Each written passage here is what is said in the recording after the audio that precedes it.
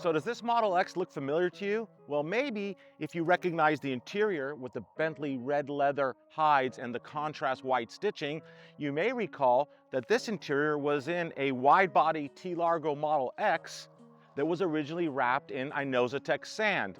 And yes, that's the way this limited edition vehicle started off its life after it left T Sportline and stayed for a while here in California.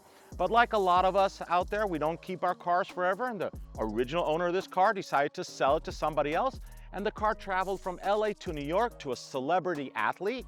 Cannot share the name with you guys, but he enjoyed it for some time as well and just shipped it from New York back to us here in California to get some things redone. So we pulled off the sand film from Inozatec, which I absolutely loved. It was the first one we had ever done.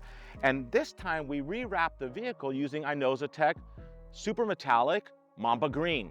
So what do you think? What a great color, huh? I mean, I'm not really a fan of green cars, especially not on a Tesla, but this film is something special. And the way it works so perfectly with all the gloss black elements of the wide body T Largo program, I absolutely love it. The big question is, does it match with the red interior? Does this Mamba Green match and complement the Bentley red leather interior?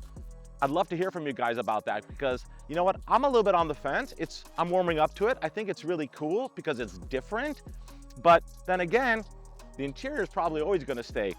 If this customer gets sick of this, we can just pull it off again and change the color. So I'd like to hear from you guys if you like the Mamba Green with the red interior, or what color do you think this should have been changed to? Interesting, right? Now, what else did we do? So we rewrapped the vehicle, and then come on back to the rear of the vehicle. Part of the T Largo program is having a carbon fiber wing, but that was our version 1.0 wing. Now we have a new one that, as you can see, kind of has like a little lip to it. It's a little bit sportier. The customer wanted to upgrade to that.